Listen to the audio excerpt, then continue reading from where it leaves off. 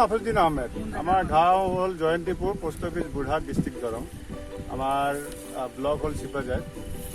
আমি ইয়াত আত্মাৰ ফালৰ পৰা আমাৰ এই জাতটো সৰিয়হৰ জাতটো দিছিলে, দি আমাৰ ইয়াত যেতিয়া ছটিয়াই দিলোঁ, ছটিয়াই গজি উঠাৰ পিছত ইয়াৰ সুন্দৰ মানে চেহেৰা আহিছে।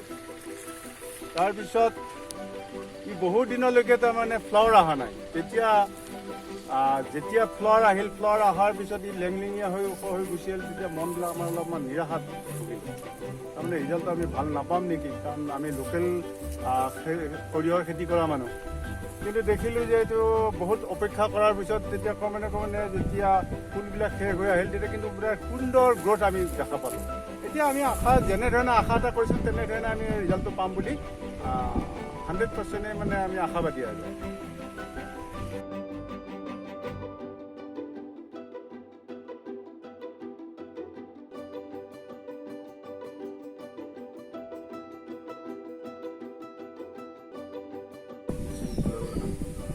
গাঁও সভাপতি বাংলাগোট এই NSP 101 জাতটো আমি এবাৰ নতুন পাইছিলোঁ।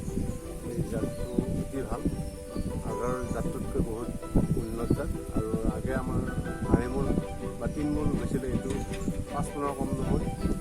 এই জাতটো আমি অতি ভাল পাইছোঁ। অহা বছৰ এইটো আকৌ কৰিম বুলি ভাবিছোঁ। কিন্তু আপাতত পাইছিলোঁ আমি স্কিমটো কৰাৰ কাৰণে এই দেখাটো অতি ভাল, ভালৰ কাৰণে আমি অহা বছৰ আকৌ কৰিম। এই বেহাটোৰ এটা গুণাগুণ আছে, বেমাৰ আজাৰ খুব কম, বেমাৰটো একেবাৰে নাই। সেইটো কাৰণে আমি বেহাটো অতি ভাল পাইছোঁ তাৰমানে। আৰু এইটো ইনকাম আমাৰ ডাবল হয়।